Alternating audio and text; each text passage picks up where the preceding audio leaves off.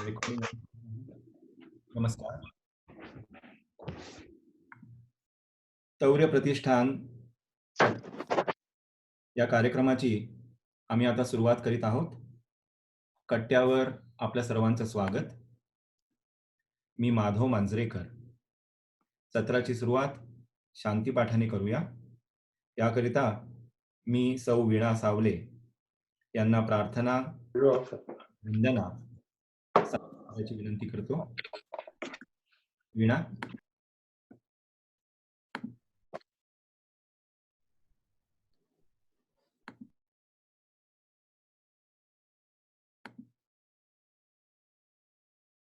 वीणा ऐकू येत आहे?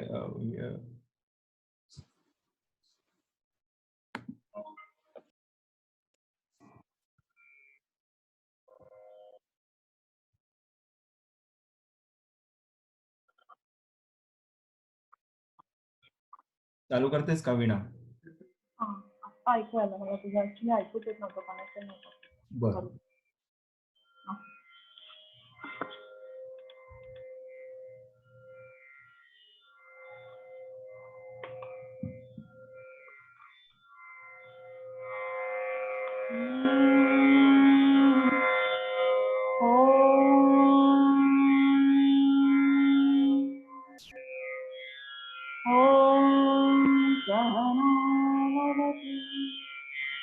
सहनो भुनक्तु सह वीर्यं करवावहै तेजस्विनावधीतमस्तु मा विद्विषावहै.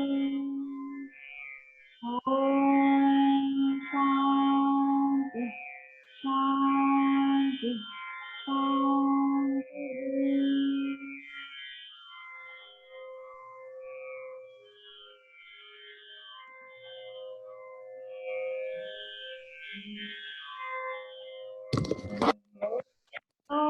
मंत्रवृषः पुराणा इंद्रं यमं मातरिश्वानमाह वेदान्तिनो निर्वचनीयमेकं यं ब्रह्मशब्देन वेदेषु दैवायमीशं शिव इत्यवोचन् यं वैष्णवा विष्णुरिति स्तुवन्ति बुद्धस्तथारं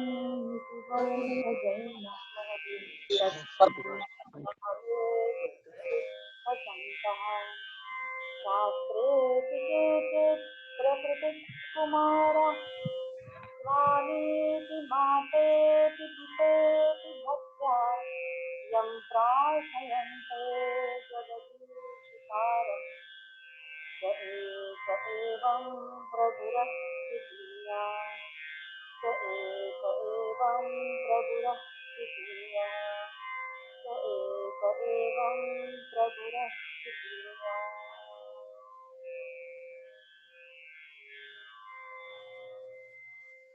वा, धन्यवाद वीणा. तर मंडळी, आज आपल्या तौर्य प्रतिष्ठानच्या कट्ट्यावर व्याख्याता, साहित्यिक, प्रवचनकार असा त्रिवेणी संगम ज्यांच्यामध्ये पाहायला मिळतो ते डॉक्टर सच्चिदानंद शेवडे गुरुजी आज आपल्यामध्ये उपस्थित आहेत. गुरुजी नमस्कार आणि आपलं स्वागत. एमफिल आणि PhD, MPhil and PhD by education, Dr. Sacchidananda Shevde has delivered more than 5,000 courses and speaks on a variety of topics.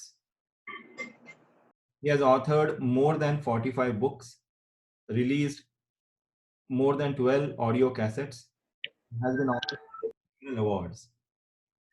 Me variety of topics म्हणालो म्हणजे अगदी कादंबरी म्हणजे फिक्शन पासून ते चरित्र म्हणजे नॉन फिक्शन आणि इथून ते बाल आणि कुमार साहित्यापर्यंत सर्व काही गुरुजींच्या लेखणीतून साकारलेलं आहे. तर नेहमीच्या आपल्या पोडियम पासून ते अगदी जहाज, विमान, बसमध्येही व्याख्यान देणारा आणि ते देखील त्या त्या प्रवासाची डेस्टिनेशनची गोडी वाढवणारा, त्याबद्दलची माहिती सांगणारा आणि तो प्रवास अधिक अभिरुची संपन्न करणारा असा हा वक्ता आहे. अंदमानच्या सेल्युलर जेलमध्ये स्वित्झर्लंडमधील माउंट टिटलिस या पर्वताच्या शिखरावर, व्हेनिसमध्ये गोंडोलांमध्ये अशी गुरुजींची व्याख्यानं झालेली आहेत.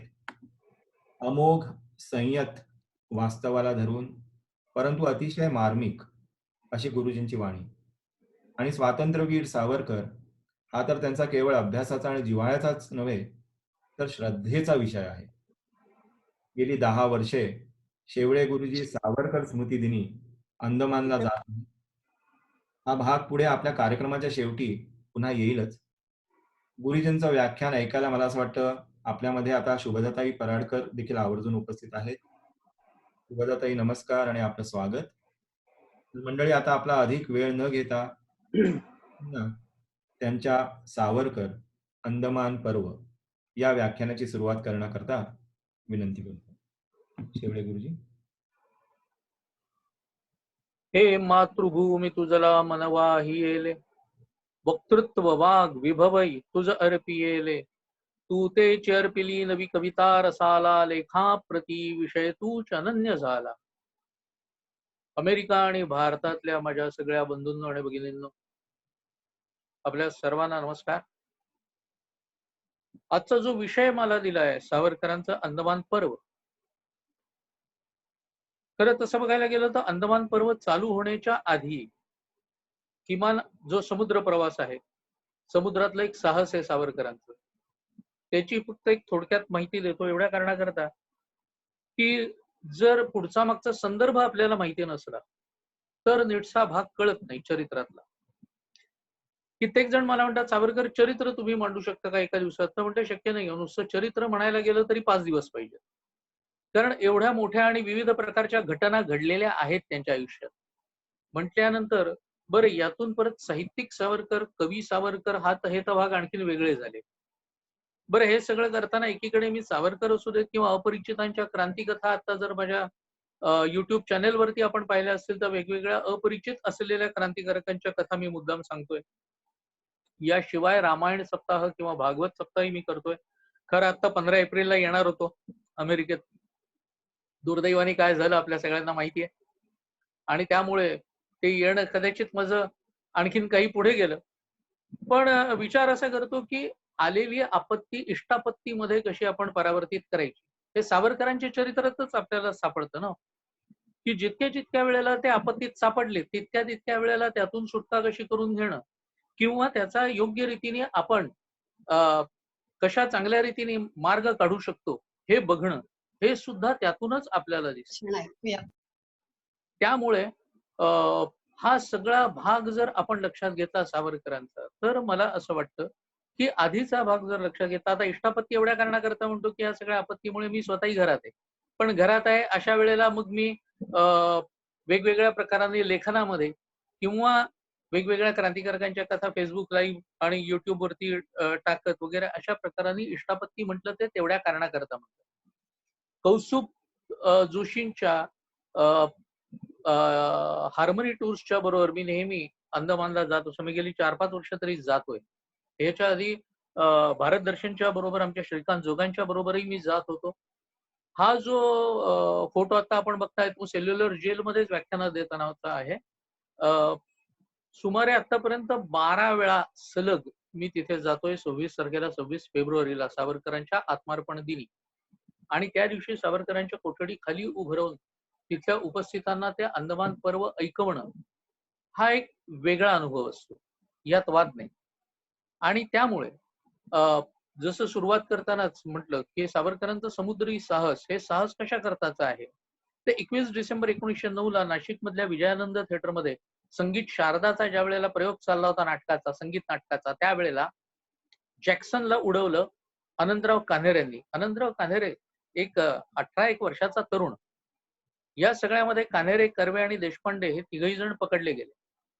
सावरकरांनी जी 20 ब्राउनिंग पिस्तुलं पाठवलेली होती, त्या 20 ब्राउनिंग पिस्तुलांच्या पैकी एक पिस्तूल हे कान्हेरेंनी वापरलेलं होतं, आणि ती पिस्तुलं पाठवली होती ती चतुर्भुज, अमीन चतुर्भुज नावाच्या एका माणसाकडून त्यांनी पाठवलेली होती. हा चतुर्भुज कोण आहे, कोणाचा माणूस आहे हे सगळं बाळाराव सावरकरांना सातत्याने विचारणं त्याची करण्यात आली होती. बाबारावांना पकडण्यात आलेलं होतं.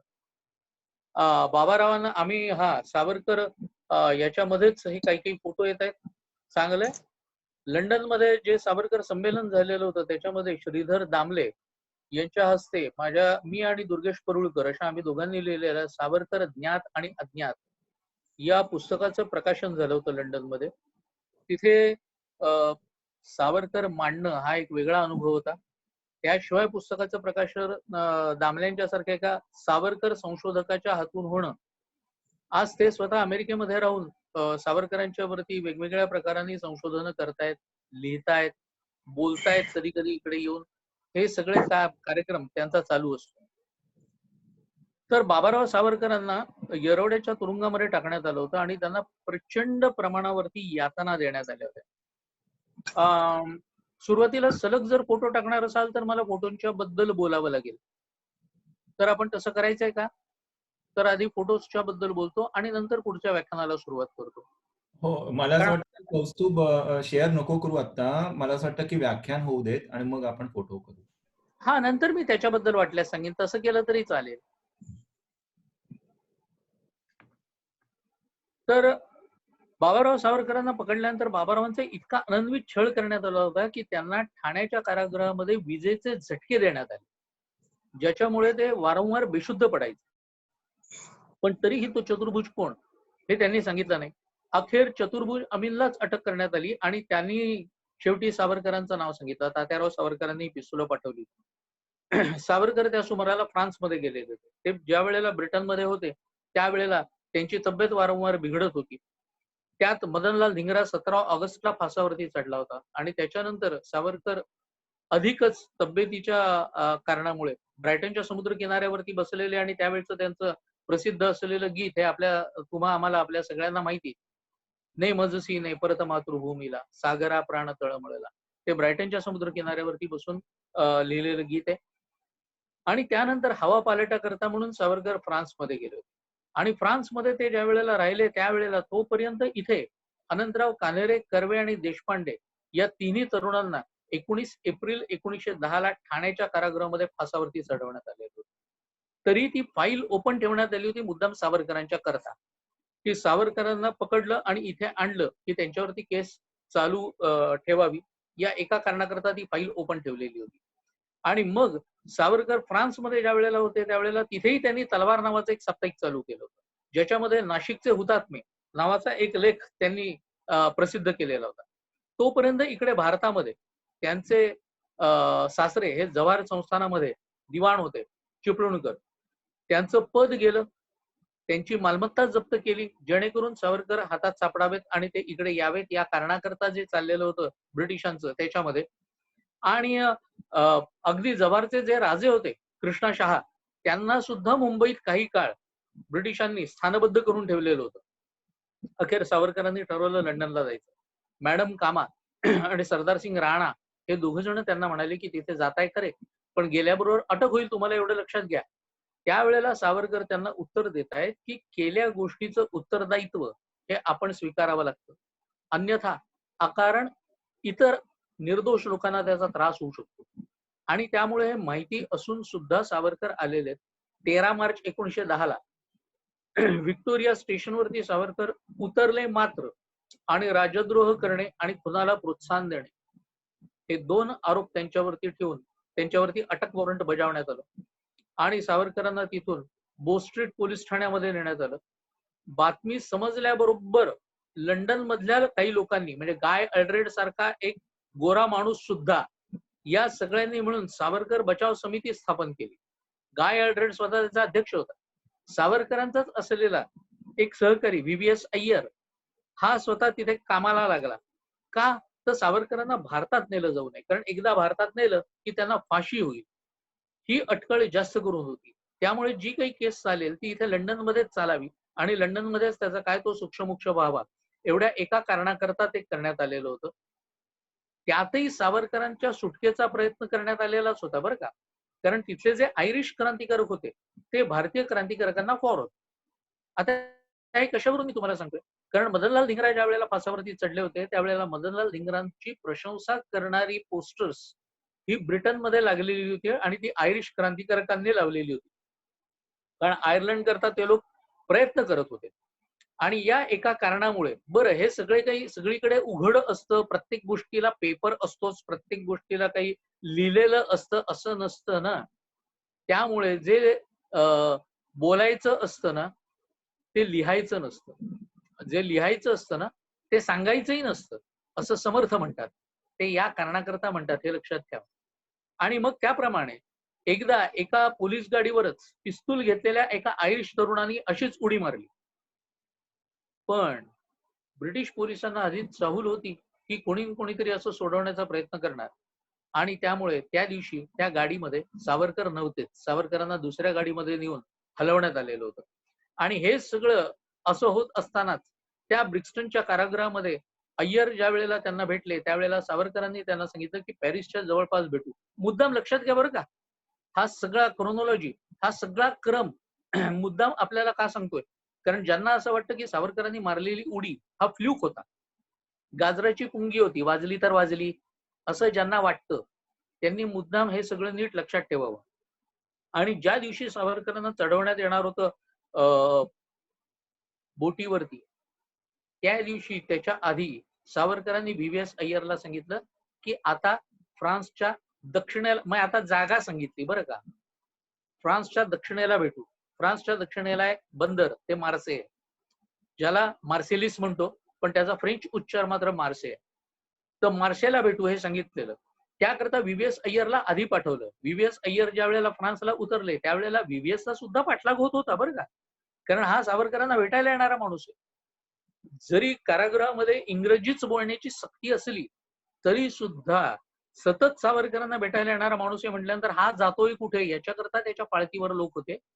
फ्रेंच बंदरामध्ये ज्या वेळेला व्हीव्हीएस उतरले ना त्यावेळेला मागून एक पोलीस अधिकारी गेला ब्रिटिश, आणि त्याने एक कागद समोर धरला आणि सहज हाक मारली, अय्यर, मिस्टर अय्यर, तुमची तार आहे. अय्यर तसेच पुढे चालत राहिले. तो धावत आला पाठून पण, कारण त्यांच्या हातातल्या छोट्या पर्सवरती व्हीव्हीएस अशी आद्याक्षर होती. त्यामुळे तो बरोबर पुढे आला धावत आणि त्यांनी परत हाक मारली, mister Iyer, this is your telegram. अय्यरांनी त्याच्याकडे पाहिलं, अगदी अनोळखी भाव डोळ्यामध्ये, आणि ते म्हणाले, कोण अय्यर? मी व्ही विक्रमसिंग म्हणाले. व्हीव्हीएस बघा ना म्हणाले, माझ्या बरोबरच्या बॅगेवरती सुद्धा तीच नावं तुम्हाला दिसतील, व्हीव्हीएस. असं म्हणून सरळ पुढे निघून गेले त्याच्याकडे न बघता. मॅडम कामांना भेटले, सावरकरांचा निरोप त्यांना सांगितलेला होता.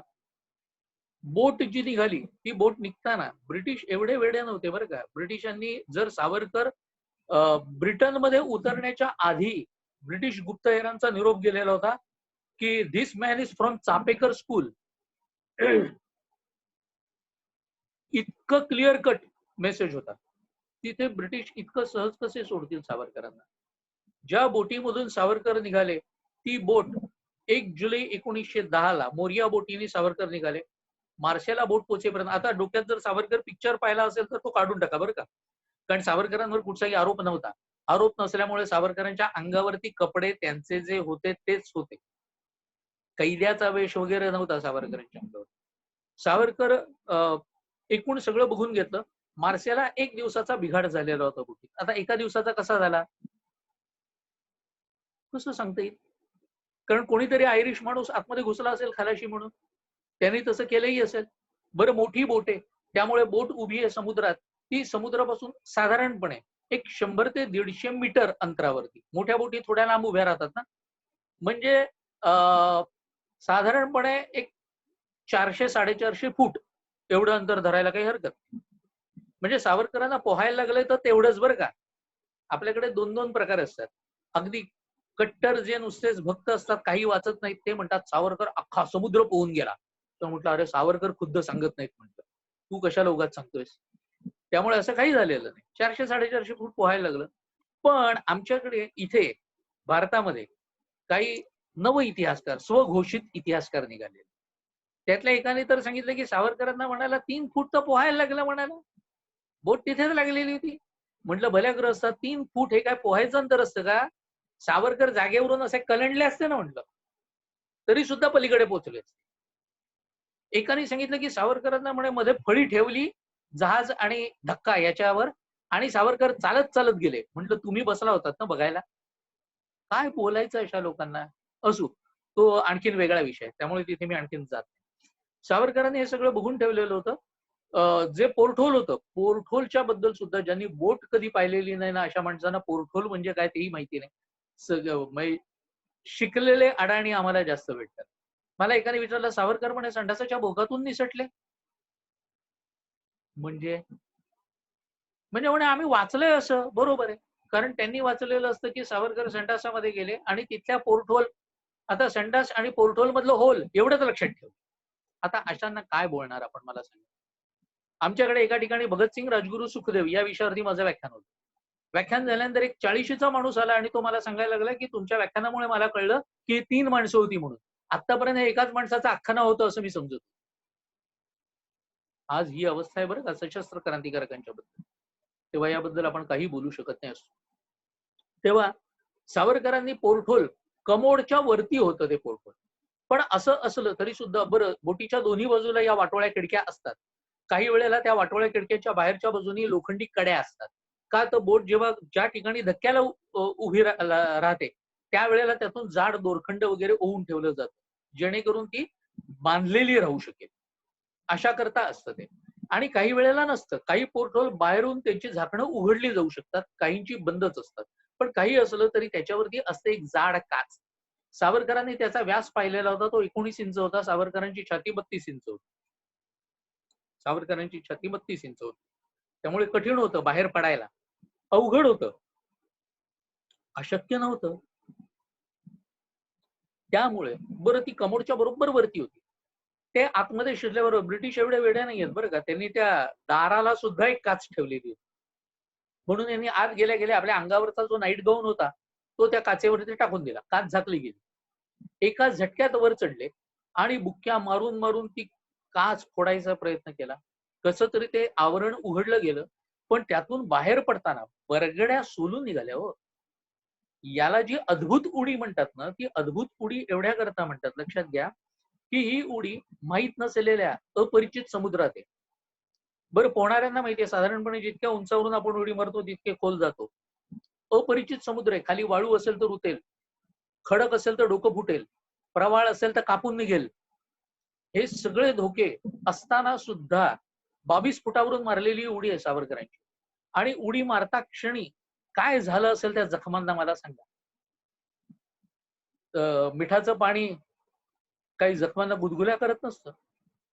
आणि म्हणून मनमोहन नातू याचं वर्णन फार सुंदर करतात बरं का. मनमोहन नातू असं म्हणतात, ही अशी उडी बघताना कर्तव्य मृत्यू विसमरला, बुरजावर फडफडलेला झाशीतील घोडा हसला, वासुदेव बळवंताच्या कंठात हर्ष गदगदला, क्रांतीच्या केतूवरला अस्मान कडाडून गेला.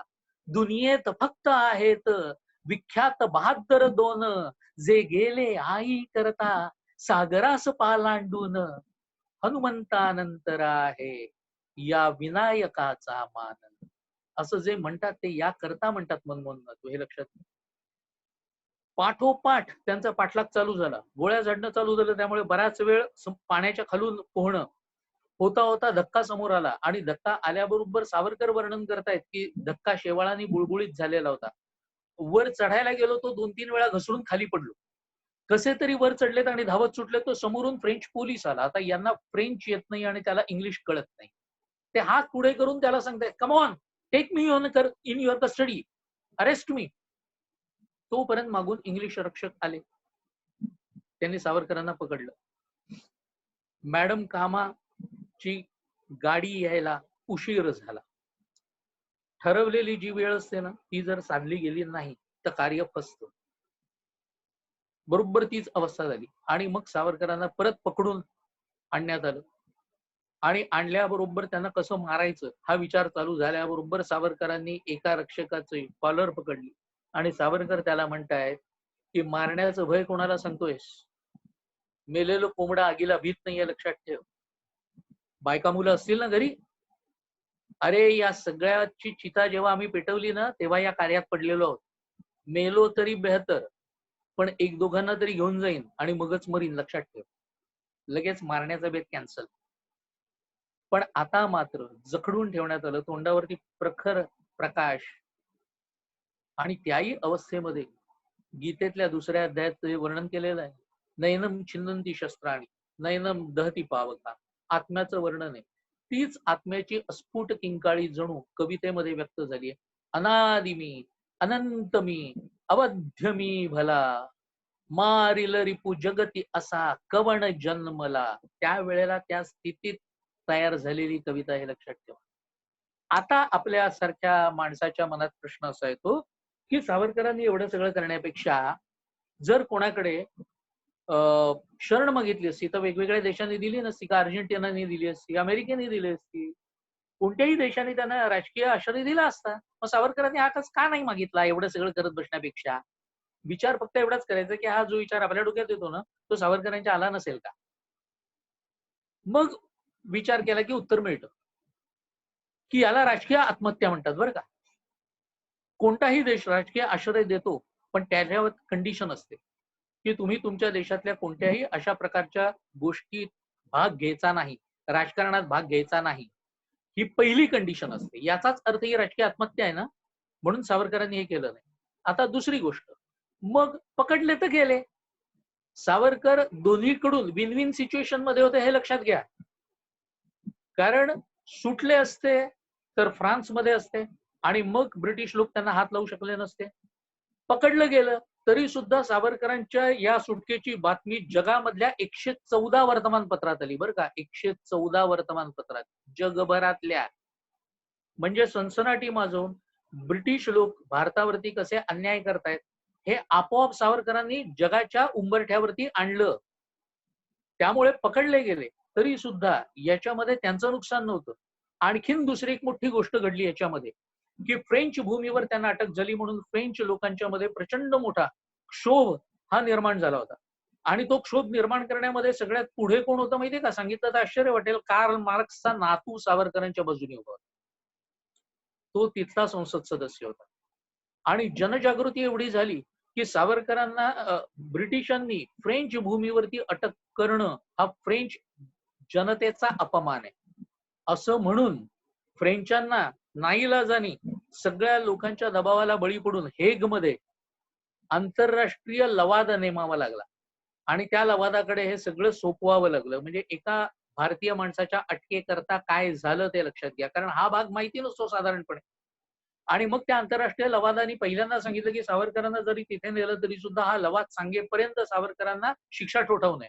तरी त्यावेळेला ब्रिटन हा सगळ्यात सशक्त होता, सबल होता, ज्यांच्या साम्राज्यावरून सूर्य सुद्धा मावळायचा नाही, अशा प्रकारची जी आज अमेरिकेची अवस्था आहे ती त्या काळात ब्रिटनची होती.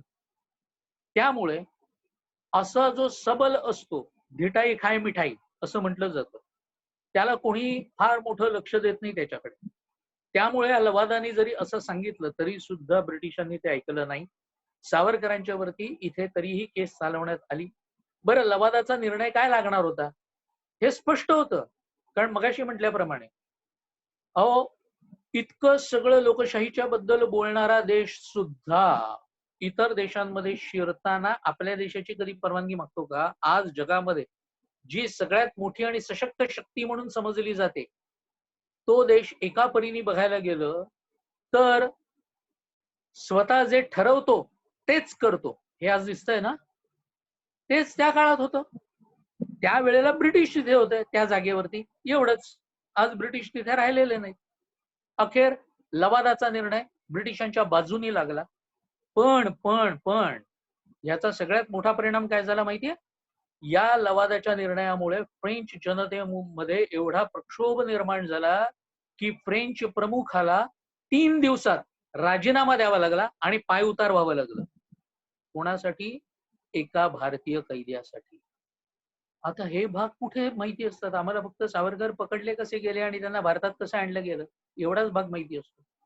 आणि मग इथे आणल्यानंतर सावरकरांच्या वरती जो खटला चालवण्यात आला त्याच्यामध्ये युद्ध पुकारणं आणि राजद्रोह या आरोपांखाली सावरकरांना 14/12 म्हणजे 14 डिसेंबर 1910 25 वर्षाची काळ्या पाण्याची शिक्षा ठोठावण्यात आली. मग दुसरी केस चालू झाली, ज्याच्यामध्ये मगाशी म्हटल्याप्रमाणे जी फाईल ओपन ठेवली होती ती फाईल म्हणजे जॅक्सन खून खटल्यात त्यांनी सहकार्य केलं आणि याच्याबद्दलचा निर्णय 31 जानेवारी 1911 लागला आणि त्याच्यामध्ये सावरकरांना 25 वर्षाची काळ्या पाण्याची शिक्षा, 25 अधिक 25 मिळून 50 वर्षाची काळ्या पाण्याची शिक्षा ठोठावण्यात आली. सावरकर हे हातात कागद न मिळालेले बॅरिस्टर, कारण ब्रिटनने त्यांना बॅरिस्टरकी दिली नव्हती पास होऊन सुद्धा. त्यामुळे त्यांनी सरकारला लगेच विचारलं की माझ्या दोन्ही शिक्षा एकदम भोगायच्या आहेत की सरकारने एकदम भोगायची म्हणजे 25 वर्षात झाली ना. सरकारने सांगितलं नाही, एक संपल्यानंतर दुसरी. अरे वा म्हणाले, म्हणजे तुमच्या ख्रिश्चन सरकारचा पुनर्जन्मावर विश्वास दिसतोय.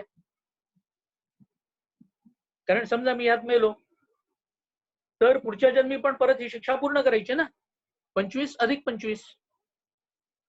आणि मग त्यावेळेला सावरकरांना जे ठेवलेलं होतं ते डोंगरीच्या कारागृहामध्ये ठेवलं होतं. तिथे त्यांनी सप्तर्षी या आपल्या काव्याचा पहिला भाग पूर्ण केला. तिथेच पत्नीची भेट झाली. माई तिथे भेटायला आल्या. मला सांगा, एक तरुण स्त्री, लहान मुलाचा आधी जन्म झाला होता प्रभाकर, तो अल्पायुष्य ठरला, लवकर गेला होता. आता ती जी बाई आपल्या नवऱ्याला बघतीये ती ब्रिटनहून आलेला, साखळदंडाने जखडलेला आणि अंगावरती असलेले जाडे भरडे कपडे. सावरकर बेड्या खळखळवत त्याही अवस्थेत हसत माईंना म्हणतायत, कपडे बदलले गेले असेल ना तरी मी तोच आहे बर का. अगं, थंडीचं निवारण करणं हा या कपड्यांचा हेतू आहे आणि तो पूर्णपणे साध्य होतो, हे लक्षात ठेव. ईश्वराची कृपा झाली ना तर आपली पुन्हा भेट होईल.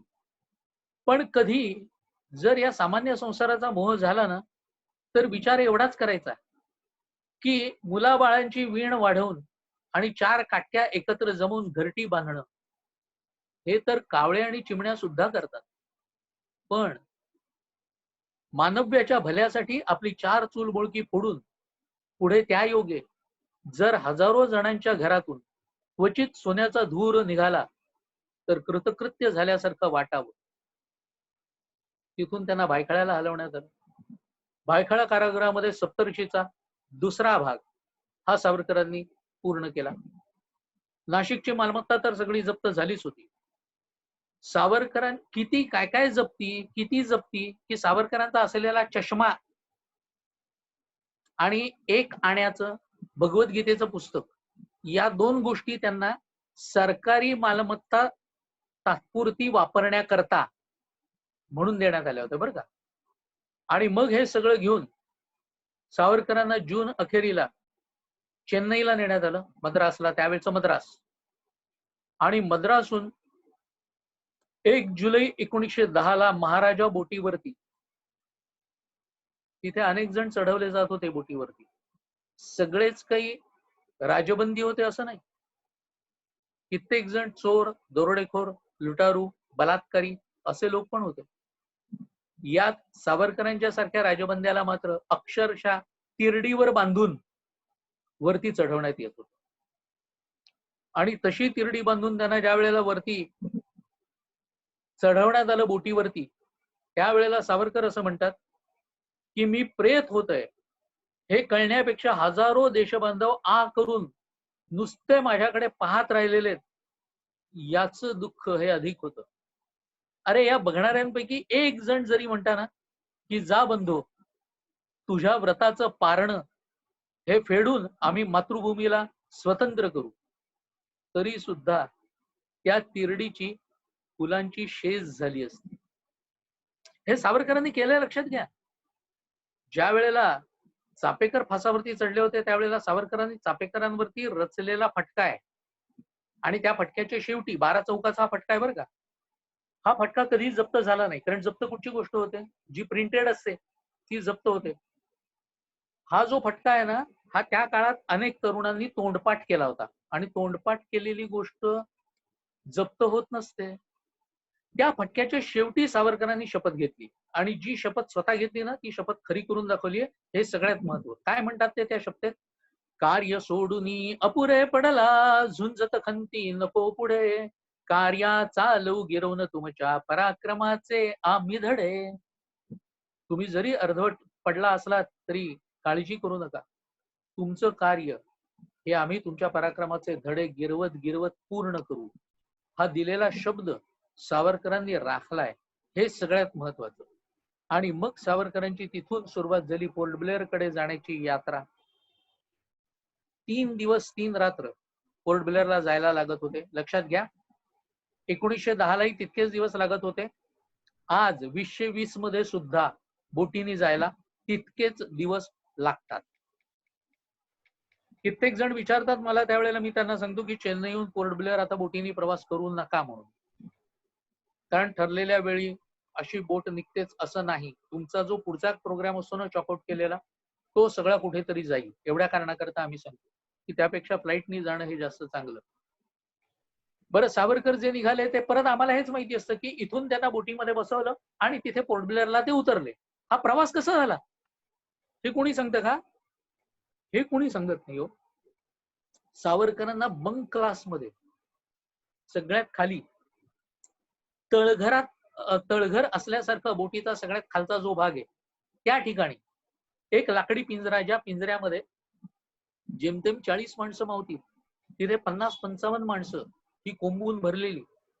त्याच्या एका बाजूला ठेवलेलं एक लोखंडाचं पिंप, ज्या पिंपावरती एक फळी आडवी टाकलेली.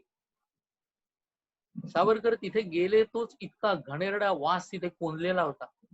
आणि जेव्हा पाहिलं त्यावेळेला एक कैदी त्या फळीवरती उकिडवा बसून आपले देहविधी आठवत होता.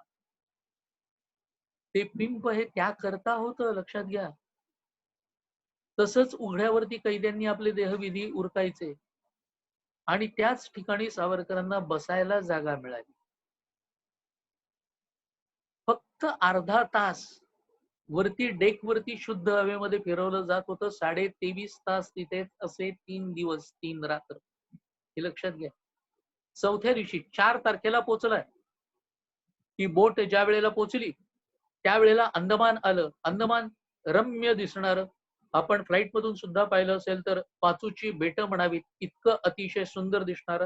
सावरकरांच्या वेळेला तो तुरुंग नवीन होता बरं का, कारण हा तुरुंग 1906 मध्ये बांधून पूर्ण झालेला, 7 वेगवेगळ्या इमारतींचा असलेला असा हा सेल्युलर जेल.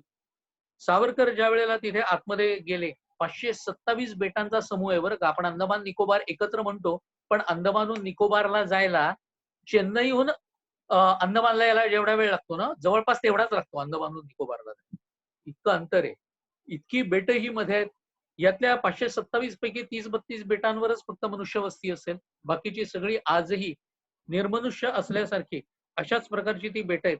आणि त्या बेटांमध्ये असलेलं, जे कोणी जाऊन आले त्यांना माहिती आहे की आपण सांगतो नील आणि हॅव्लॉक बेटांवरती, नील अँड हॅव्लॉक आयलंड्स.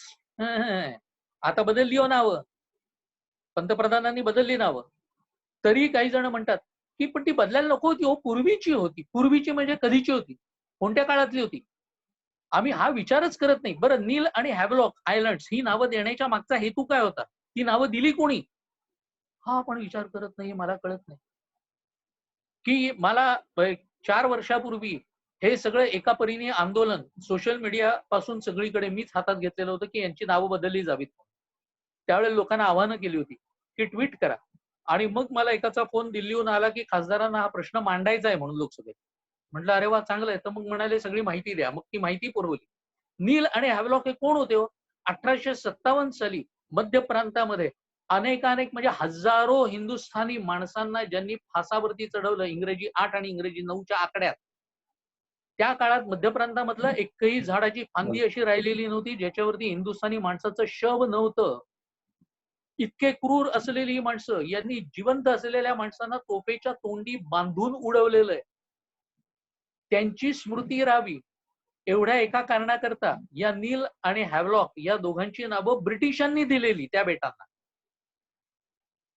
आणि 70 वर्ष झाली तरी सुद्धा शत्रूंनी दिलेल्या ज्या जखमा असतात ना, त्या दागिन्यासारख्या मिरवायच्या नसतात, आभूषण नसतात, ते व्रण असतात.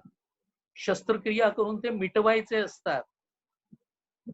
थँक गॉड आत्ताच्या पंतप्रधानांनी ते मिटवले आणि स्वराज्य आणि शहीद बेट अशी त्यांना नावं दिली. आणि रॉस आयलंड जे होतं त्या रॉसला सुद्धा नेताजी सुभाषचंद्र द्वीप असं नाव दिलं. आता मी वाट बघतोय, खरं सांगू, आता वाट बघतोय की पोर्ट ब्लेअर, हा ब्लेअर कोण होता हो? हा ब्लेअर ब्रिटिशांच्याकडे असलेला एक ओव्हरसियर होता. त्या ओव्हरसियरचं नाव दिलंय त्या पोर्टला. मी विचार करतोय की त्या पोर्टला कधी पोर्ट सावरकर असं नाव मिळेल. कारण असं मिळालं तर तो अधिक उचित सन्मान ठरेल. आजही त्याचं नाव पोर्ट ब्लेअर आहे. विचार असा करायचा, होईल हे कधीतरी. कारण माणूस हा नेहमी आशेवरती जगत असतो. तर सावरकरांना ज्यावेळेस तिथे नेण्यात आलं, सेल्युलर जेलचा दरवाजा करकरत उघडला. बॅरी तुरुंगाधिकारी सावरकरांना भेटायला समोर आला आणि समोर आल्यानंतर तो सावरकरांना सांगतो, तो मार्सेहून पळायचा प्रयत्न केलेला तो तूच ना? सावरकर म्हणाले, हो. So this is not Marseilles. Savarkar खटकन त्याला म्हणतात, I know it better mister Barry, this is Port Blair and not Marseilles. हा ठीक आहे म्हणाले. तिथलाच एक जण म्हणाला की पण ब्रिटिश सरकार दयाळू आहे बरं का, 50 वर्षाची शिक्षा संपली ना की लगेच तुम्हाला सोडून देईल बघा. त्यावर सावरकर विचारतायत, पण तोपर्यंत ब्रिटिशांचं राज्य राहणार आहे का? म्हणजे मी राहणार आहे पण ब्रिटिशांचं राज्य राहणार आहे का? हे जे विचारणं आहे ना, हा केवढा एक पॉझिटिव्ह भाग आहे, सकारात्मक दृष्टिकोन आहे. माझ्या दृष्टीने हे जास्त महत्वाचं असतं. आणि मग तिथलं अंदमान मधलं सावरकरांचं आयुष्य चालू झालं. अंदमानची अवस्था काय, अंदमानमध्ये आपल्यापैकी कित्येक जण गेलेले असतील. काही जणांनी आता कळवलंय की तुमचं तिथेही व्याख्यान ऐकलंय म्हणून. तेव्हा अंदमानमध्ये आपण आतमध्ये शिरलो की डाव्या हाताला आहे हुतात्म्यांची ज्योत, ज्याच्यावरती असलेली सावरकरांची अक्षर त्या मणिशंकर अय्यरनी काढून टाकली होती की घेतले व्रतन हे आम्ही अंधतेने लब्ध प्रकाश इतिहास निसर्ग माने जे दिव्य दाहक म्हणून असावयाचे बुद्ध्या चिवाण तरी हे धरिले सतीचे. ही काढून टाकली होती त्यांनी. नवीन सरकारनी कोणताही वाद निर्माण न करता, म्हणून मला या सरकारच्या चातुर्याचं खरोखर कौतुक वाटतं बरं का, बरोबर त्याची रिप्लिका बाजूला बनवली तशी तर तसं. आणि त्या रिप्लिकेवरती अशीच वेगवेगळ्या क्रांतिकारकांची त्यांनी वचनं कोरली, त्याच्यामध्ये सावरकरांचं वचन. इतकंच नाही तर सावरकर स्मारक समिती आहे, त्यांनी तर पोर्ट ब्लेअरच्या जो विमानतळ आहे, सावरकर विमानतळ त्याला नाव आहे, तिथे सावरकरांचा पुतळाच त्यांनी दिला, अर्धपुतळा. आणि तो अर्धपुतळा आज तिथे लावलेला आहे बरं का. आणि त्याच्या खाली त्या ओळी आहेत, बरोबर ज्या ओळी काढून टाकलेल्या होत्या त्या ओळी तिथे.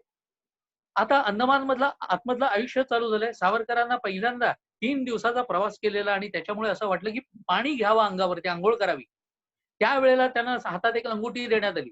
ही लंगोटी लावायची, मग बंदीपालाकडे जायचं आणि त्याला सांगायचं की देव पाणी.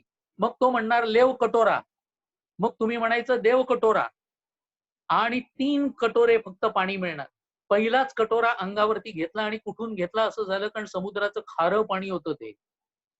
3 कटोरे खाऱ्या पाण्याने आंघोळ. सावरकर त्याही परिस्थितीत लिहिताना वर्णन करतायत. विचार असा केला की आतापर्यंत बऱ्याच ठिकाणचं, मग ते लंडन असू दे किंवा पॅरिस असू दे, या ठिकाणी सुगंधी तेल लावून सुगंधी फवाऱ्या अंगावरती घेऊन उष्णोदकाने बाष्पस्नान केलं. राष्ट्रीय पापांचं क्षालन हे अशा प्रकारे सुगंधी फवाऱ्यांनी होत नसून ते अंदमानिश टर्किश बाबतीत होत असतं, असं ते त्याही अवस्थेत लिहित आहेत.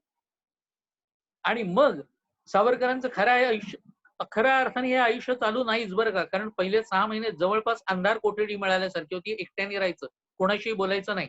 आता काय अवस्था झाली हो लॉकडाऊन मध्ये लोकांची, आमच्याकडे तर आम्ही बघतोय आता 2 महिने घराच्या बाहेर नाही पडता येते. पण घरातली माणसं तरी आहेत. या माणसाला कोणी नाही. 13x7 कोठडी, याच्या पलीकडे काही नाहीये, कोणी दिसत नाहीये. अंदमान मधल्या त्या 7 इमारतींची जर आपण रचना पाहिली तर जिचं प्रवेशद्वार असेल, ज्या कोठड्यांची प्रवेशद्वार असतील ना, त्याच्याकडे पुढच्या बिल्डिंगची पाठ आहे. त्यामुळे कोणालाही दर्शन होणार नाही याची व्यवस्थितपणे काळजी तिथे घेतलेली. बरं, यातून जे कोणी कैदी अशा प्रकारचे होते, मोठमोठ्या शिक्षा ठोठावलेले राजबंदी जे होते, त्यांना एकेका प्रकारच्या शिक्षा चालू व्हायच्या. तशा सावरकरांना एकदा येऊन बॅरीने सांगितलं की दादा सावरकर, पहिल्या इयत्तेत गेलास तू. पहिल्या इयत्ता म्हणजे काय? छिलका कुटणं, नारळाचा छिलका कुटायचा. हा नारळाचा छिलका कुटायला जो लाकडी बत्ता मिळायचा ना, या बत्त्याच्या मुळे पहिल्यांदा इथून रक्त निघायचं, मग फोड यायचे, मग पाणी निघायचं, मग घट्टे पडायचे. आणि एकदा घट्टे पडले की आता नुसताच कुटायचा, आता हाताला काही नाही. मग चला आता दुसऱ्या इयत्तेत बदली झाली. दुसरी इयत्ता म्हणजे काय? तो जो छिलका कुटलेला आहे ना, त्याचे दोर वळायचे. हे दोर वळता वळता सावरकर म्हणतात की बोट वाकडी झाल्यासारखं वाटायचं. कोपर, खांदे इतकंच नाही तर येऊन खाली जमिनीवरती आडवं झाल्यानंतर शरीरातला स्नायू ओरडून सांगायचा की मी इथे आहे. अशा वेळेला म्हणाले मी पातंजल योगसूत्रामधली सूत्र आठवायचा प्रयत्न करायचो.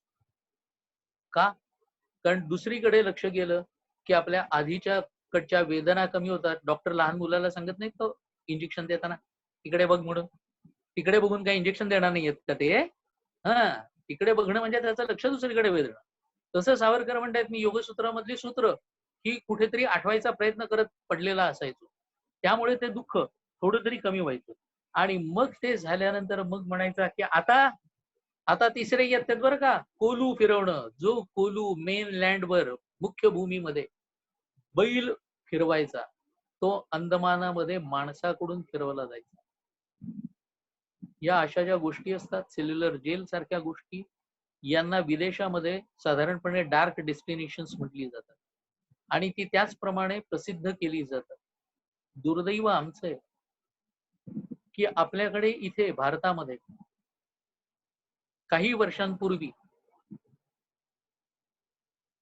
या सगळ्या अंदमानला हनीमूनर्स प्लेस म्हणून जाहीर केलं आणि त्या हनीमून कपल्स येतात जास्तीत जास्त. मी त्या कपल्सना दोष देणार नाही, लक्षात घ्या, कारण त्यांची त्यावेळची मानसिकता वेगळी असते, सगळंच वेगळं असतं. हे ज्यांनी जाहीर केलं ना, त्यांनी काय डोकं म्हणून जाहीर केलं मला सांगा. ही कपल्स ज्या वेळेला सेल्युलर जेलमध्ये येतात ना, त्यावेळेला तिथे ती मुलगी म्हणते मी आता कोलू धरते, तू माझा फोटो काढ. या करताय का तो कोलू मला सांगा. किंवा एखाद्या कोठडीत बंद होतात दोघं जण एकमेकांना मिठ्या मारून आणि कोणाला तरी कॅमेरा देऊन सांगतात आता बाहेरून आमचा फोटो काढा. या करतायत का त्या कोठड्या मला सांगा. म्हणून आता त्या कोलूला सुद्धा लाकडी कुंपण घातलंय तिथल्या. या सगळ्या गोष्टींना कुंपण घालावं लागलं. ते अशा प्रकारचे लोक येतात त्यामुळे. आता ह्याला आपण काय करणार? ज्याच्या डोक्यातून ही आयडिया निघाली असेल ना, त्याला काय म्हणावं हे मलाच कळत नाही. तेव्हा कोलू फिरवताना 26 ते 30 पौंड तेल निघायला पाहिजे. अहो, त्या नारळाच्या सुक्या असलेल्या वाट्या ज्या वेळेला त्या कोलूच्या पात्रामध्ये पडायच्या ना, त्यावेळेला त्याचा मधला फिरणारा दांडा इतका गच्च व्हायचा की जो हलायचा नाही. मोठ्या कष्टाने तो खेचायला लागायचा. अमुक इतकं पाऊंड तेल द्यायलाच पाहिजे, नाही तर रट्टे बसणार अशी अवस्था होती. इंदुभूषण रॉय सारखा एक तरुण जो माणिकतोळा खून खटल्यामध्ये, माणिकतोळा बॉम्ब स्फोट खटल्यामध्ये, ज्याला अंदमानमध्ये 10 वर्षाकरता पाठवण्यात आलेलं होतं, हा मुलगा यात पिचला. सावरकरांना सांगायचा नाही नाही हे सहन होत. खरं सांगू, मुख्य भूमीत असतो ना तर क्रांतिकार्य करण्याकरता किती वेदना झाल्या असत्या तरी चालल्या असत्या, पण या इथे हे सगळं नाही सहन करत. सावरकर सांगायचे धीर सोडू नकोस, लक्षात ठेव आज ना उद्या आपल्याला स्वराज्य मिळणार आहे आणि त्यावेळेला आपल्यासारख्याच अनेक लोकांचे पुतळे या सगळ्या भागामध्ये उभारले जातील. धीर सोडू नकोस. पण इंदुभूषणच्याने राहवलं गेलं नाही आणि अखेर इंदुभूषणनी एक दिवस आपल्याच अंगातल्या कपड्यांच्या चिंध्या केल्या आणि त्या चिंध्यांना चा फास तयार केला आणि 29 एप्रिल 1912 स्वतःला फास लावून घेतला आणि इंदुभूषणनी आत्महत्या केली. त्याच खटल्यात असलेला आणखी एक तरुण होता, उल्हासकर दत्त त्याचं नाव. या उल्हासकर दत्तला तर अनेक वेळेला दंडाबेडीमध्ये अडकवून ठेवलं जायचं. ही बेडी काय प्रकार होता? बेडी 2 हातात, त्याच्यामध्ये एक साखळी असायची आणि साखळी जमिनीचा जेमतेम पायाचा अंगठा लागेल न लागेल इतक्या उंचीवरती असलेल्या खिळ्याला ती साखळी अडकवलेली असायची. सकाळी 6 ते 11, 11:30 पर्यंत आणि परत 1 ते 5 या काळापर्यंत अशाच अवस्थेत माणूस लटकलेला असायचा. या काळामध्ये देहधर्मासाठी सुद्धा त्याला सोडलं जायचं नाही. उल्हासकरला ताप भरला 105 पर्यंत ताप, तरी त्याला त्याच अवस्थेत. हो, देहविधी झाला तर काय करायचा, कपड्यातच करायचा आणि नंतर संध्याकाळी सुटका झाली की स्वतःच्या हाताने साफ करायची पहिल्यांदा जमीन आणि मग मार खायचा. हे सगळं केल्यामुळे उल्हासकरला एक दिवस पेटी ऑफिसर्सनी एका खोलीमध्ये नेला आणि गुरासारखा बडवला. त्याचा आवाज ऐकून लोकांना कळेना की याला इतकं का बडवलं जातं आणि नंतर ते पेटी ऑफिसर निघून गेले. आणि मग एकदम रात्री उल्हासकरचा आवाज घुमला जोरजोरात, हे brothers, we all born free. सगळेजण बघायला लागले काय झालं. हो, 108 पर्यंत चढलेला ताप उल्हासकरच्या डोक्यात गेलेला होता आणि उल्हासकरला वेड लागलं. त्याही अवस्थेत बॅरी येऊन सावरकरांना सांगतो की तो उल्हासकर वेडाचं नाटक करतोय असं तुला वाटत नाही. ताडकन सावरकर म्हणाले की मिस्टर बॅरी, जर तुम्हाला खरंच असं वाटत असेल ना तर आधी तुमचं चेकअप करून घ्या, कदाचित तुम्हाला वेड लागलं असण्याची शक्यता जास्त आहे. उल्हासकरला त्याच्यानंतर 1913 मध्ये चेन्नईला हलवण्यात आलं. तिथल्या वेड्यांच्या इस्पितळात तो पुढे 12 वर्ष होता. मग तो बरा झाला. त्यांनी आत्मचरित्रही लिहिलेलं होतं. स्वराज्य मिळालेलं त्यांनी पाहिलं. मुद्दाम उल्हासकरचं आलं ओघात म्हणून आपल्याला सांगितलं. ही अवस्था तिथे होती. वेताचे फटके मारणं हे तर नेहमीचाच भाग होता, कारण आपण आतमध्ये शिरल्याबरोबर समोरच आपल्याला दिसतं की एका तिकोट्यावरती माणसाला बांधलेला असतो, पोटाला त्याच्या पट्टा बांधलेला असतो आणि एक जण वेत मारायला उभा असतो. एखाद्याला 12 वेत मारले किंवा 15 वेत मारले म्हटल्यानंतर आपली कल्पना काय असते हो, वेताची छडी घेऊन मारलं ना. इतकं साधं सोपं नव्हतं ते. वेताची छडी नव्हे, जाड असायचा बांबू बरं का, तो पुढून एवढा एवढा पिचलेला असायचा. माणसाला जेव्हा हात वर करून पक्क बांधलं जायचं केवळ अंतर्वस्त्रावरती, त्यावेळेला त्या बांबूचा एक फटका मारला की त्याच्या पाठीची कातडी अडकली जाईल. 15 वेत म्हणजे 15 ठिकाणच्या कातडी चोलून निघणं, हे लक्षात घ्या. इतक्या भयानक शिक्षा या त्या काळात त्या क्रांतिकारकांना मिळत होत्या. म्हणून म्हणतो की सावरकरांना बोल लावण्याला काय हो, तिथे बसून एक दिवस काढून दाखवावा, एखादी रात्र काढून दाखवावी आणि मग हे ज्यांना जमत असेल ना तेच केवळ आणि केवळ आपल्याकडे बोलतात.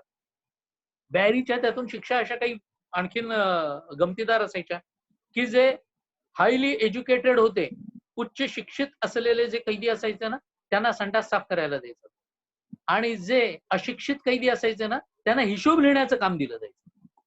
कित्येक वेळेला उच्च शिक्षित कैद्यांना घोड्यांच्या ऐवजी स्वतःच्या बग्गीला जोडायचा आणि त्याची ती बग्गी त्याच्या बंगल्यापर्यंत न्यावी असा त्याचा अट्टहास असायचा की मौनात तो करून दाखवायचा.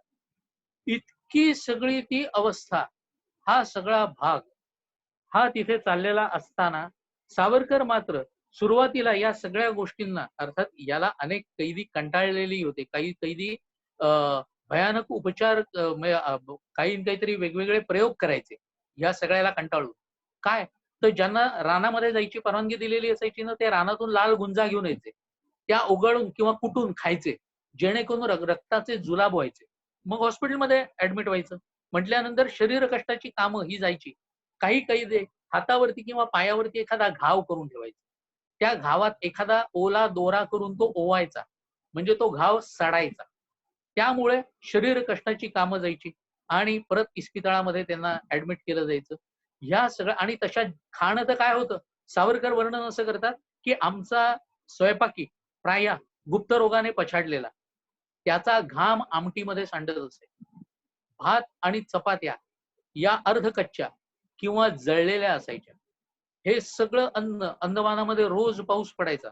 ज्या थाळ्यामध्ये घेऊन हे बाहेर येऊन खायचे तिथे जर पाऊस पडला तर त्याही अन्नाचा सगळा घिस्सा व्हायचा.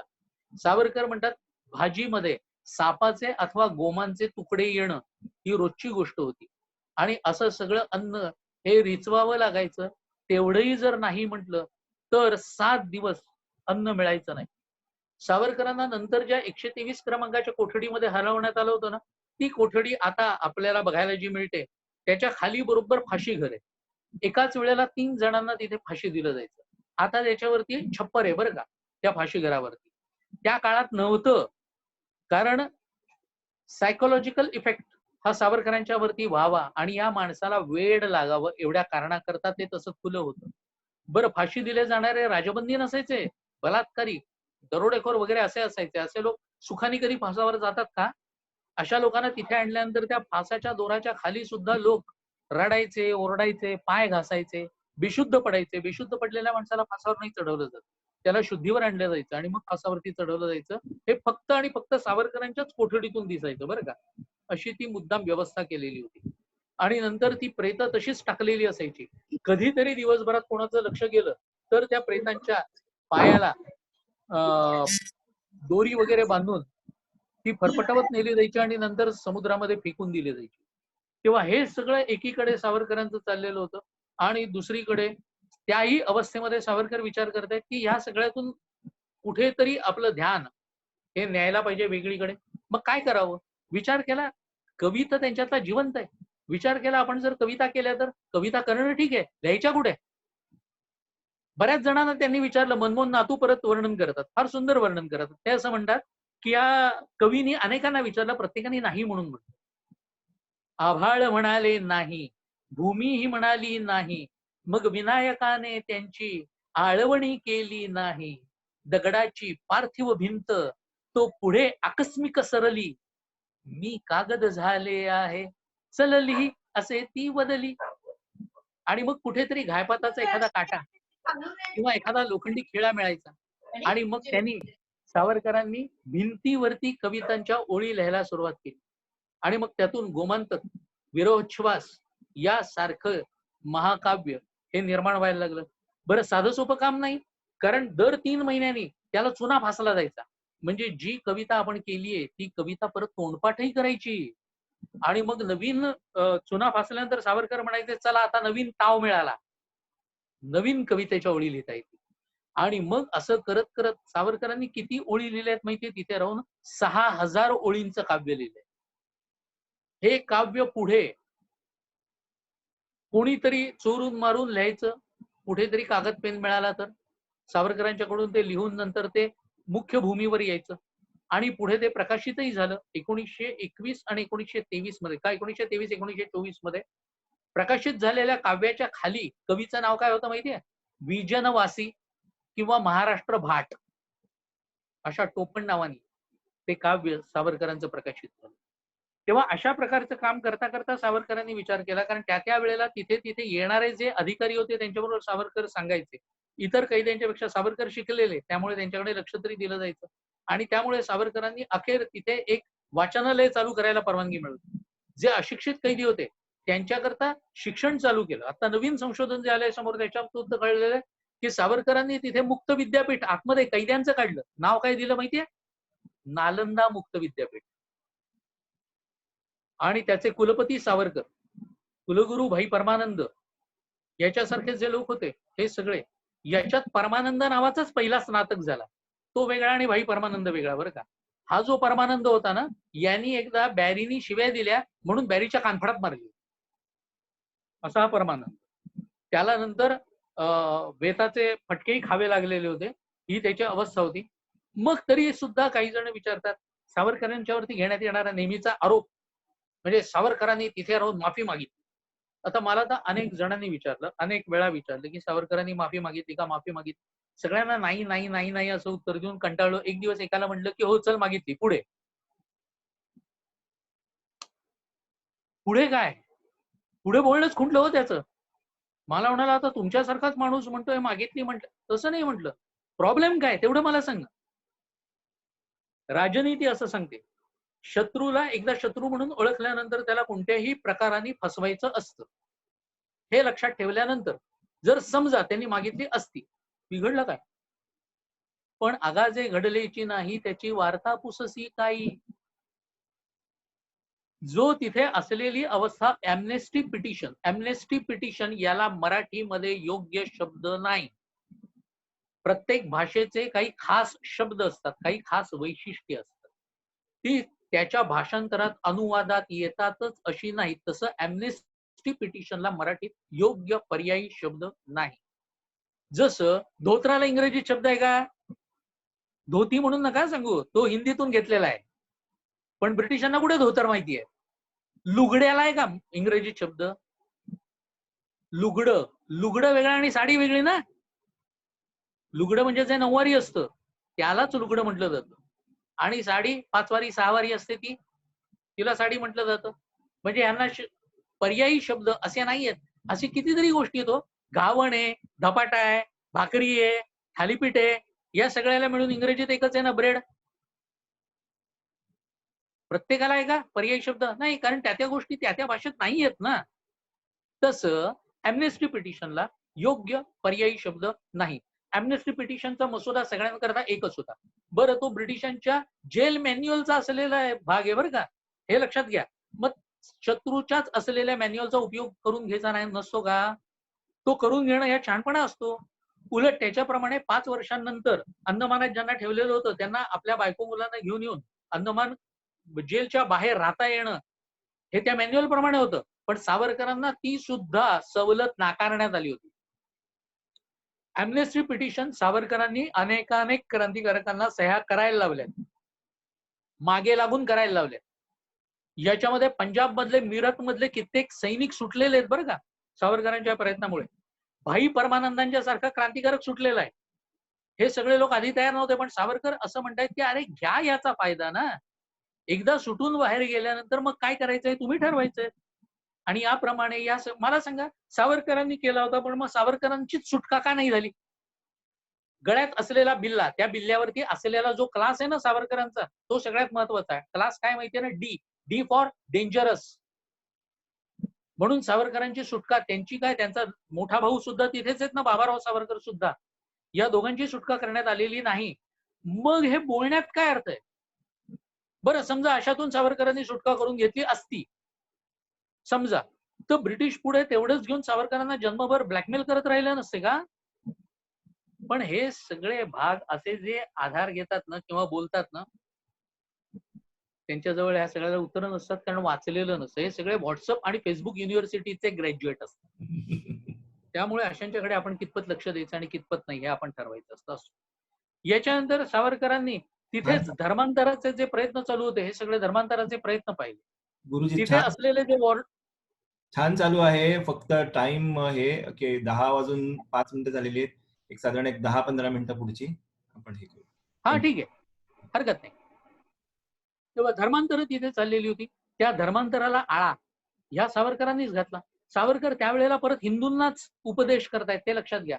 सावरकर असं म्हणतायत की अरे तुम्हालाच धर्माचे रेच का व्हावेत? एक गोष्ट लक्षात ठेवा की धर्माचं स्थान हे पोट नसून हृदय आहे. यापुढे तुम्ही ख्रिस्त्याचे पाणी प्यायलात अथवा मुसलमानाच्या हातचे अन्न खाल्लात तरी सुद्धा तुम्ही हिंदूचे हिंदूच राहायला हवेत. हे सावरकरांचं म्हणणं कोणाला आहे? हिंदूंना आहे ना. धर्मांतराचे प्रकार या सगळ्या गोष्टींच्यामुळे अंदमानातले थांबले, लक्षात घ्या. कारण त्याला प्रत्युत्तर आहे सावरकरांच्याकडे. एवढ्या एका कारणामुळे ते थांबले. आणि मग आता कोणी विचारेल, पण मग सावरकरांचा मग सुटका कशी झाली? 50 वर्षाची होती, मग 1921 मध्ये त्यांना सावरकरांची सुटका नाही झालेली. पहिली गोष्ट, सावरकरांना जागेत बदल हे मान्य करण्यात आले, फक्त सुटका नाही. मग हे काय झालं होतं नेमकं? तर सावरकरांची तब्येतच इतकी बिघडलेली होती की त्यामुळे वजन सतत खालावत होतं. मलेरिया झाला होता. थोरल्या बंधूंना तर टीबी आणि अर्धशिशी हे 2 देणग्या या अंदमानने दिलेल्या होत्या.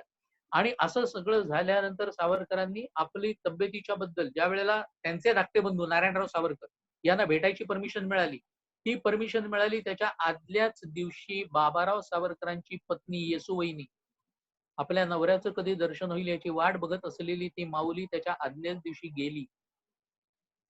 आणि मग बाळारावांना जेव्हा परवानगी मिळाली त्यावेळेला बाळाराव सावरकर सावरकरांची तब्येत बघायला अंदमानला आले, तेव्हा पाहिलं अगदी तोळा मासा. कारण मलेरिया तर होत होताच, अमांश होता. डॉक्टरांना टीबी झाल्याचा संशय येत होता. वजन उतरत होतं सावरकरांचं. आणि त्यामुळे सावरकरांनीच त्यांना सांगितलं की मला असं वाटत नाही की इथे मी फार काळ काढू शकेन किंवा मी जगीन असं.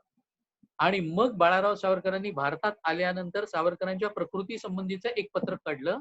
आपल्याला सांगितलं तर आश्चर्य वाटेल की नॅशनल युनियननी मुंबईमध्ये 15 दिवसात 75,000 सह्या त्याच्यावरती गोळा केल्या.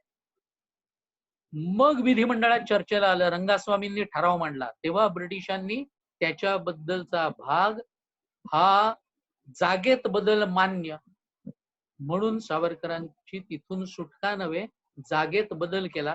रत्नागिरीमध्ये सावरकरांना आणलं आणि मग रत्नागिरीमध्ये सावरकरांना जे ठेवलं ते स्थानबद्धतेत. तिथून सुटका झाली 1937 मध्ये. म्हणजे लक्षात घ्या 1911 पासून 1937 जवळपास 27 वर्ष, 1910 पासून 27 वर्ष या माणसांनी आपल्या देशाकरता तुरुंगात काढली. नेल्सन मॅन्डेला, ज्याचा भारताशी संबंध काहीही नाही, त्यांनी आफ्रिकेकरता आफ्रिकन तुरुंगात 27 वर्ष काढली. त्याला या देशाचा सर्वोच्च बहुमान भारतरत्न देण्यात आला. सावरकरांनी तेवढीच वर्ष काढली. सावरकरांना मात्र अजूनही हा बहुमान दिला गेला नाही. कधीतरी तो मिळेल एवढीच आशा व्यक्त करतो.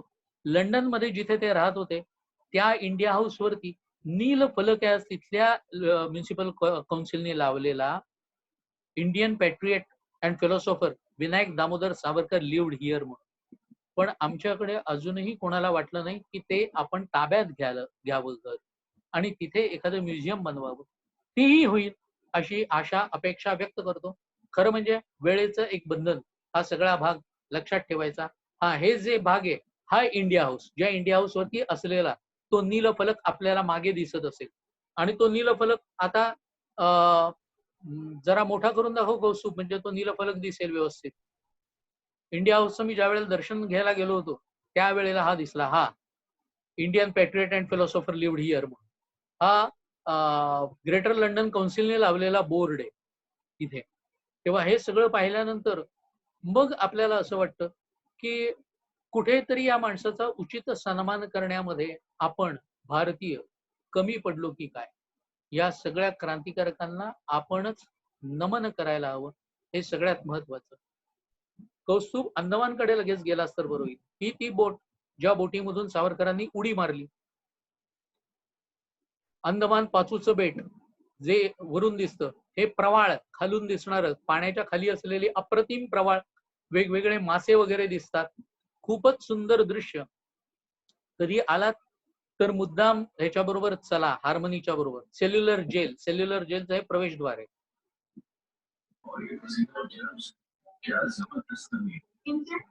हे ते एकेकाला असलेल्या ज्या बेड्यांचे प्रकार होते, दंडा बेडी असो, साखळ बेडी असो, असे वेगवेगळे प्रकार ते तिथे फक्त दाखवलेले आहेत की वेगवेगळ्या प्रकारच्या बेड्यांचे प्रकार हे कसे कसे होते. वेत मारण्याचा जो प्रकार होता त्या वेत मारण्याचा हा पुतळ्याचा भाग, आणि मला असं वाटतं नंतर कोलूचा भाग असेल, हा कोलू चालवणं. हे जे सगळे भाग आहेत सेल्युलर जेलमध्ये आज हे ठेवलेले आहेत, हा सेल्युलर जेलचाच. याच्यावरून लक्षात येईल की डावी उजवी बाजू त्या बिल्डिंग आपण पाहिल्यात तरी आपल्या लक्षात येईल. आणि त्यांच्या बरोबर मध्यभागी असलेला वॉच टॉवर.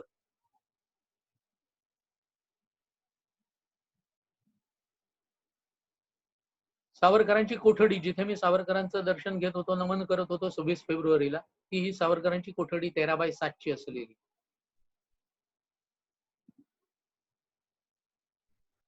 आणि हे त्यांच्याच कोठडीच्या खाली मागे जी दिसते ती कोठडी आहे त्यांची, तिथे खाली उभं राहून लोकांना अंदमान पर्व हे मी सांगताना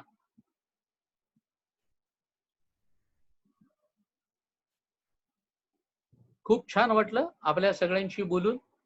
आणि हा भाग जितका आपल्यासमोर मांडता आला तेवढा मांडायचा प्रयत्न केला. परत कधीतरी असेच वेगवेगळे विषय घेऊन, खरं म्हणजे प्रत्यक्ष तिथे येणं हा एक भाग मला आणखीन आवडणार आहे. आणि तो आपण सगळेजण त्याच्याकरता जेवढं आणखीन मला स्फूर्तीदायक ठरेल, सहकार्य कराल, तेवढं मलाही खूप छान वाटेल. इतकंच सांगतो.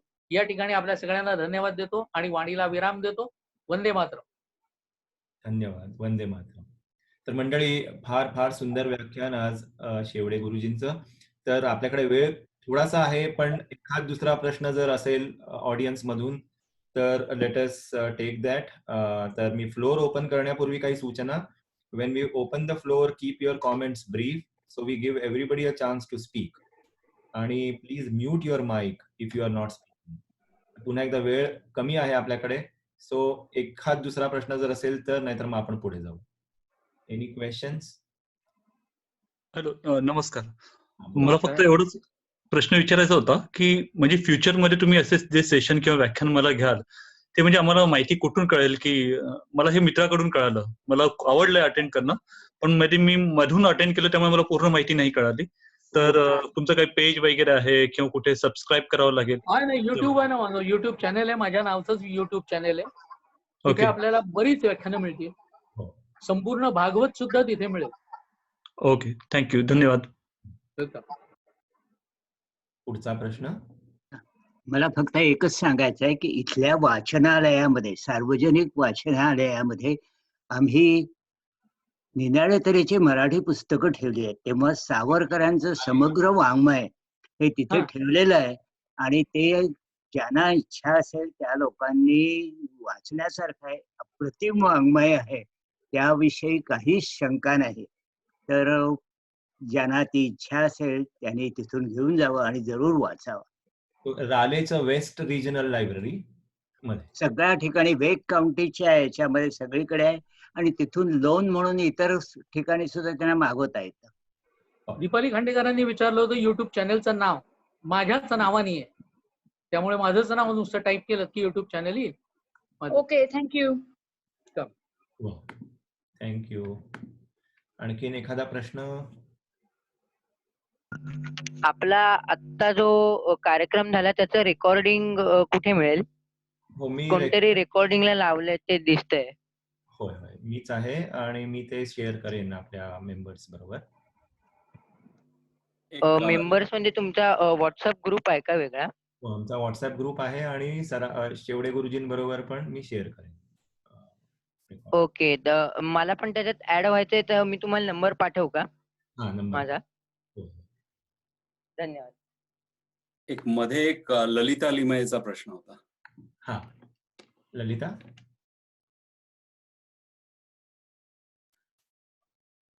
ओके, मग ललितासाठी थांबलो असतो तर एक माझा प्रश्न होता. गुरुजी, फार छान, फार अप्रतिम माहिती तुम्ही म्हणाला त्याप्रमाणे नुसतं सावरकर पळाले आणि एवढंच वरवर अगदी माहिती असतं बऱ्याच जणांना, निदान मला तरी नक्की. त्याबद्दल तुम्ही अजून बरीच माहिती दिली. तुम्ही फाईल्सचा आणि दस्तऐवजांचा वगैरे उल्लेख केला, त्या अनुषंगाने एक प्रश्न विचारतो की ब्रिटिशांची अंतर्गत त्यांची जी कागदपत्र होती त्याचं अंतर्गत विश्लेषण त्यांनी केलेलं, याबद्दल काही माहिती तुम्हाला मिळाली का? विशेषतः त्यांनी थेट 50 वर्षांची त्यांना शिक्षा दिली, म्हणजे त्यांना या माणसाला येऊ द्यायचं नाहीये हे एवढं सगळं त्यांचं नाही, एवढं नक्कीच त्यांच्या डोक्यात होतं. त्याबद्दल काही माहिती अजून तुमच्या संशोधनात मिळाली का तुम्हाला? ते मधू तुला अनम्यूट करायला हवं.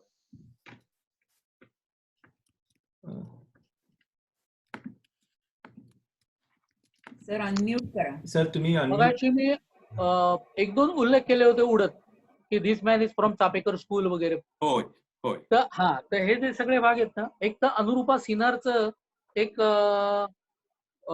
फायर बॉन्ड किंवा आता नेमकं माझ्या नाव डोक्यात येत नाही, पण अनुरूपा सिन्हारचं एक इंग्रजी पुस्तक आहे सावरकरांच्या त्याच्यावरचं. त्या ब्रिटनला राहतात अनुरूपा सिन्हार, आणि त्यांनी खूप छान पुस्तक लिहिलेलं आहे. त्या पुस्तकात यातली काही माहिती आहे.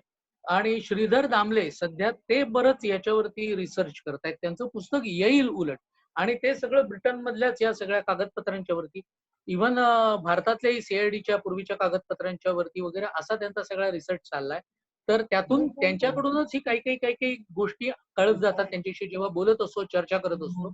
पण ज्या वेळेला डॉक्युमेंटेशन म्हणजे पुस्तक स्वरूपात त्यांचं येईल त्यावेळेला ते अधिक छान पद्धतीने असेल. विक्रम संपतचं मला असं वाटतं अलीकडे एक सावरकरांचं चरित्र इंग्रजीमध्ये प्रकाशित झालेलं आहे, त्याच्यामध्ये बऱ्याच गोष्टी आणखी मिळतील आपल्याला. धन्यवाद. नमस्कार गुरुजी, एक प्रश्न होता. माधव, आवाज ऐकू येतोय माझा? हो, येतोय. हो, सर्वप्रथम तुम्हाला अभिवादन. आणि एक प्रश्न असा होता, म्हणजे आता ही सगळी क्रांतीची यशोगाथा चालू आहे, तर त्या संदर्भात एक विचारायचं होतं. काही जणांना कदाचित तो प्रश्न जरा अप्रस्तुत वाटू शकतो, बट मला साधारण कल्पना आहे तुमचा काश्मीर विषयावरती पण खूप दांडगा अभ्यास आहे.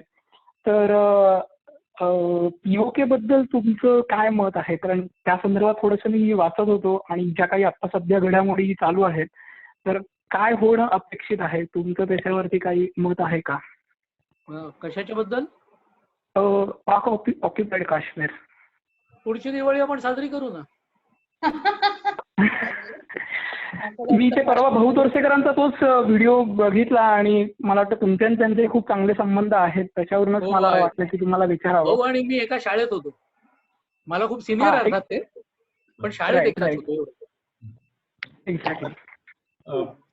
प्रश्न ललिता लिमये यांचा आहे गुरुजी की Veer Savarkar passed away in 1966, परंतु internet says his death was due to starvation. तर 1947 नंतर त्यांचं थोडंसं जीवन कसं होतंय, थोडक्यात आपण हा शेवटचा प्रश्न म्हणून घेऊ. होय, थोडक्यात म्हटलं तरी खूप मोठं होईल माहितीये का. कारण 1947 नंतरच घडलेली 1968 गांधी हत्या आहे. गांधी हत्यामध्ये सावरकरांना गोवण्यात आलेलं होतं, आरोपी क्रमांक 8 बनवण्यात आलेलं होतं. त्यातून त्यांची निर्दोष आणि निष्कलंक मुक्तता होऊन सुद्धा आजही कित्येक जण सांगतात की गंमत बघा, आता ज्यांना कायद्याची माहिती असायला नको या कारणाकरता एक गंमत सांगतो तुम्हाला की सावरकरांचं टेक्निकल रिझन ज्यामुळे सावरकरांची मुक्तता झाली असं जे बोलतात त्याला मी विचारतो की टेक्निकल रिझनच्या मुळे याचा अर्थ काय? जर तांत्रिक कारणामुळे मुक्तता झाली असेल तर तांत्रिक कारण सुधरून परत त्या माणसावरती केस घालता येते ना. ती का नाही घातली सरकारने? एकाने सांगितलं अहो तसं नाहीये, ऍक्च्युली ना त्यांची पुराव्या अभावी मुक्तता झाली. म्हटलं अरे मूर्खा, पुराव्या अभावीच मुक्तता होते माणसाची, पुरावा असताना मुक्तता होते का कोणाची? इथपासून तो सगळा मोठा मोठा भाग होत जातो. म्हणून मी म्हटलं की 47 नंतर सावरकर हा आणखीन परत वेगळा भाग होतो. पण त्यांनी जो प्रश्न विचारलाय त्याचा रोख माझ्या लक्षात आला. 1966 मध्ये ज्याला त्यांनी जो उपासमार वगैरे म्हटलंय ना, असा भाग नाहीये. याला आपल्याकडे प्रायोपवेशन अशी संज्ञा दिलेली आहे. हे प्रायोपवेशन जैनांच्या मध्ये सुद्धा केलं जातं. जैनांच्या मध्ये त्याला वेगळं नाव आहे. पण प्रायोपवेशन हे आपल्याकडे योग्यांनी सुद्धा केलेलं आहे. म्हणजे एका ठराविक काळाच्या नंतर धन्योहम असं म्हणत स्वतःहून अन्न पाणी या सगळ्याचा त्याग हसत खेळत करायचा आहे आणि स्वतःहून ये मृत्यू ये असं करत मृत्यूला साथ घालून बोलवायचंय. हे सगळ्यात महत्वाचं. आणि सावरकरांनी केलंय ते प्रायोपवेशन केलंय. 28 तारखेला जयंती आहे, सावरकर जयंती. तर त्या दिवशी असं काही फेसबुक लाईव्ह कार्यक्रम आहे का? अजून तरी मी तसा काही विचार केला नाही किंवा काही ठरवलेलं नाहीये. पण ऑस्ट्रेलियात बहुतेक होईल असं मला वाटतंय, कारण तिथल्या लोकांचा आजच फोन आला होता. त्यामुळे बहुतेक 28ला तिथे होईल. पण इथेही कधी कोणाला वाटलं आणि त्यांनी केला अरेंज तर माझं करायला काही हरकत नाहीये. तर आपण एक शेवटची 2 मिनिटं आणि मग शेवटाकडे जाऊ. तर मी मगाशी म्हणालो तसं गेली 10 वर्षे शेवडे गुरुजी सावरकर स्मृती दिनी अंदमानला जात आहेत. ते गायडेड टूर्सही करतात त्यांनी सांगितल्याप्रमाणे.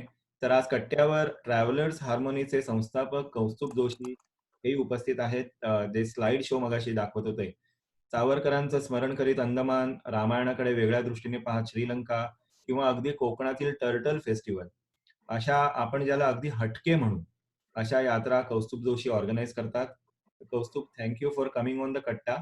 आणि माझा एकच छोटासा प्रश्न कौस्तुभ तुमच्याकरता की शेवडे गुरुजी आणि ट्रॅव्हलर्स हार्मोनीचा सहवास याबद्दल तू जर सांगू शकलास तर it will be interesting. Kaustubh. हो, नक्कीच सांगेन.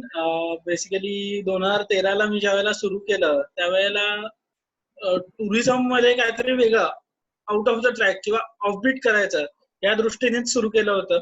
तर 2015ला म्हणजे माझं गुरुजींना कॉन्टॅक्ट करून त्यांच्याबरोबर बोलून ही पहिली ट्रिप ही अंदमानचीच केली होती दिवाळीमध्ये. आणि त्यावेळेला आम्ही पहिल्यांदा अंदमान टूर गुरुजींबरोबर मी केली आणि त्यातनं अजून नवीन नवीन काय काय वेगवेगळ्या कन्सेप्ट घेऊन करायचं असं सुरुवात झाली. त्यातली अजून एक कन्सेप्ट की ज्याच्यावर आम्ही अजून आता करतोय टूर ते म्हणजे श्रीलंकेत अपरिचित रामायण.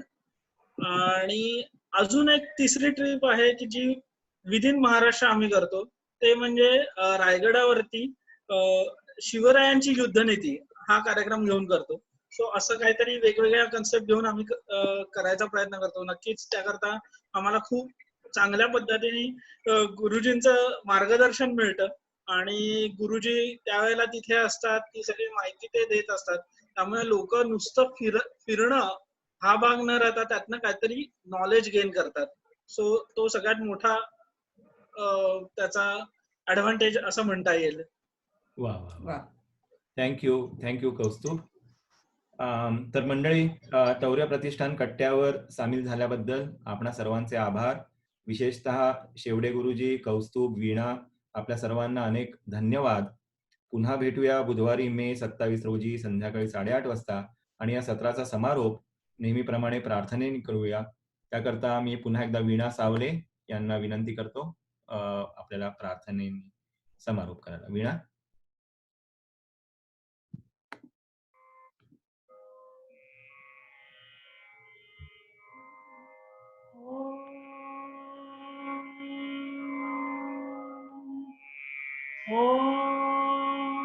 सर्वे सुखिनः भवन्तु. श्रीरामः सर्वे भद्राणि पश्यन्तु मा कश्चित् दुःखमाप्नुयात्. ॐ शान्तिः शान्तिः शान्तिः.